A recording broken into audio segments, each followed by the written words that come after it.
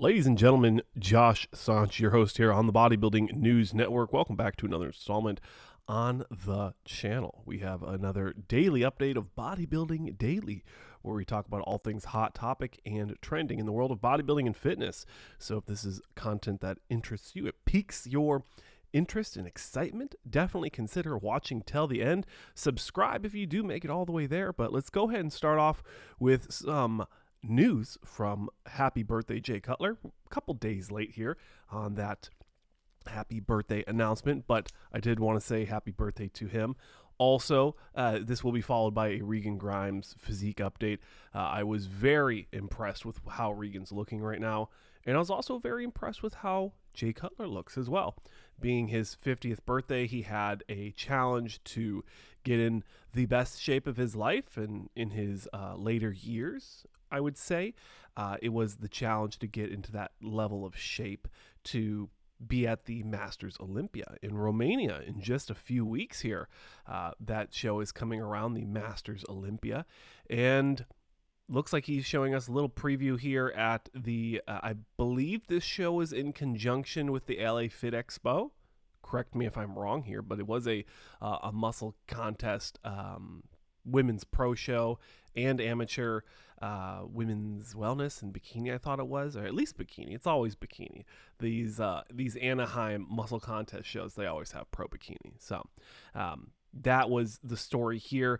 Moving into Regan Grimes, we have physique updates from him, announcing he is, I believe it was 8 weeks out, if I check my notes.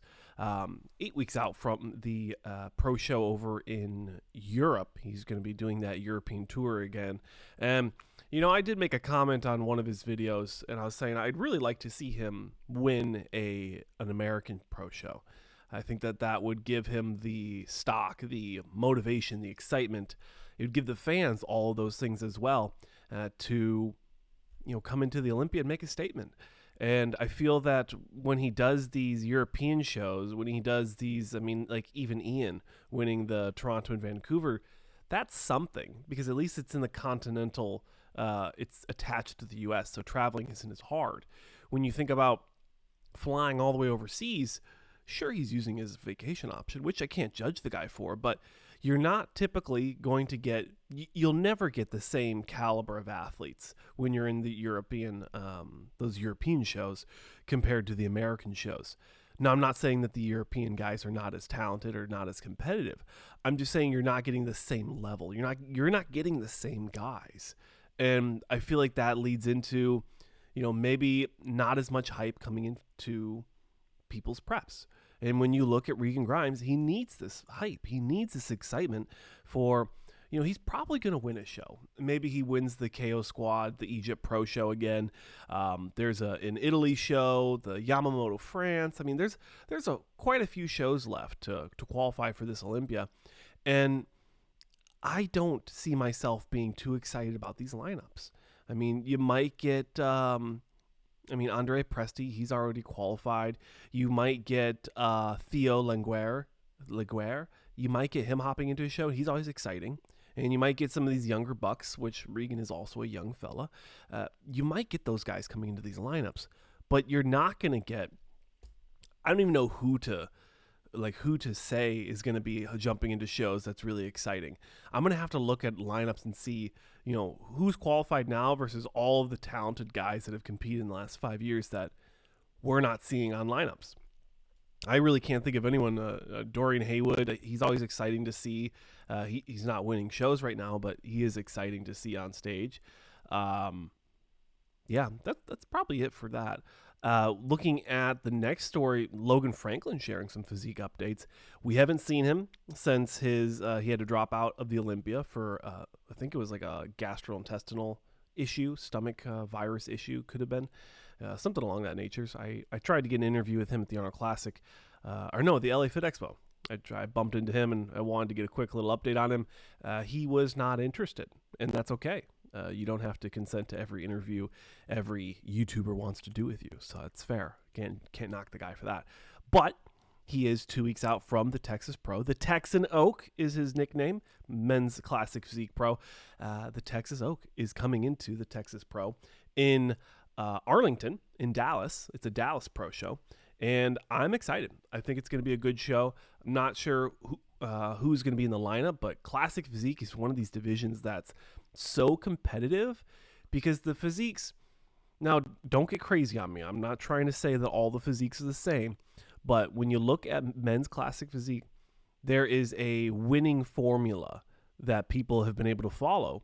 People have been able to tailor their physiques and their training and their nutrition and their supplementation to fit that winning formula, which is Chris Bumstead, Terrence Ruffin, Urs Kalsinski, and Ramon Dino. You have all these guys that are really top level guys. Even Fabian Meyer, I think, is a phenomenal physique. You've got all these taller guys, really wide structures, great clavicle width, small midsections, great flaring quads, good calves, great calves. You have all these combinations that allows someone like Logan Franklin to be able to build his physique exactly the way he needs to build it. And I think that that's a huge benefit. It's a huge bonus, huge pro bono for the Classic Physique guys and maybe even men's physique. When we look at bodybuilding, which is my passion, men's open bodybuilding, you don't really get that perfect translation when you look at the top six. There's a lot of variety. There's a lot of difference in the physiques. And even when you look at Hunter Labrada versus Andrew Jack versus Carlos Thomas Jr., you have three very different physiques. Hunter and Carlos, maybe those physiques compare a little bit better, but you're really looking at completely different structures, height, weights. It's the wild, wild west when you look at men's open bodybuilding. Classic Physique, a little bit different. I'm excited to see Logan Franklin go for the Texas title. He won the Hawaii Pro Show last time, and I'm looking forward to seeing how he does. Speaking on Classic Physique, men's Classic Physique Olympia champion Breone Ansley sharing a physique update and some teaser information regarding the new weight cap updates for men's Classic Physique. If you don't know, Breone did announce he's going into the 212 division this year. He has not qualified, so he is looking for that special invitation. I haven't heard officially of him sending it out, or I haven't heard of him being granted that, but I'm excited to see what he decides to do. He's getting an additional 6 to 8 pounds, I believe it is, for his weight cap to come back into Classic Physique. He's qualified for life for the Classic Physique Olympia. So it makes me wonder, is he going to go back to Classic with that additional weight? And I mean, he's still a top 6 guy. I mean, why wouldn't you keep competing if you're a top 6 Olympian in that division?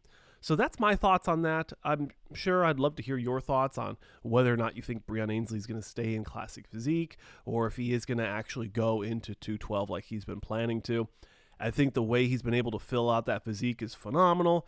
And also, he started in 212, so I think it's a great way for him to swan song, a little pun there. That's his nickname, the Black Swan. I think that'd be a great swan song for him to finish his career as a top Olympian 212 bodybuilder. That's my thoughts on that. Of course, like I said, please let me know your thoughts in the comments sections below. And finishing up the video, thank you so much for watching all the way till the end. Please like, comment, and subscribe. Commenting helps the video reach more people like yourself, and sharing with a like-minded individual does also boost the algorithm for the video to reach like-minded individuals like yourself. Anyways, Tom Platz having some also gastrointestinal issues, stomach virus, stomach flu, resulting in what we're hoping for is a temporary Bell's palsy situation going on, diagnosis on his left, my right, his left side of his face. Now, from what he said in this video, and you can check it out on Instagram, I'm not going to play it for you. I'm sure you've seen it on other channels. From what I understand, he is going to be coming back from this. It's a temporary situation. It's a temporary diagnosis from the stomach issue. So I'm not too worried about it. I'm not worried about his health at all. He looks very healthy. We're not worried about losing, one of the better golden era bodybuilders. I don't think that that's the situation here. But as we do approach that 10-minute mark. I want to thank you so much for watching the video to its conclusion. If you're interested in buying merch, we still I'm debating on switching platforms and doing something a little different for the merch. But if you do want to buy Bodybuilding News Network clothing and apparel and merch, you can go to bodybuildingnews.net and check that out. But besides that, we will see you at the Olympia this November. Make sure you get your tickets, and I will see you there. I guess also for those of you that are still here, I am looking for some people to bunk up with in the Olympia. So if you are interested in doing an Airbnb, or if you know of a pro that's doing one, and I can snag a couch and a table for that week and weekend, please let me know. But that's it. Thanks for watching, and I'll see you guys in the next one.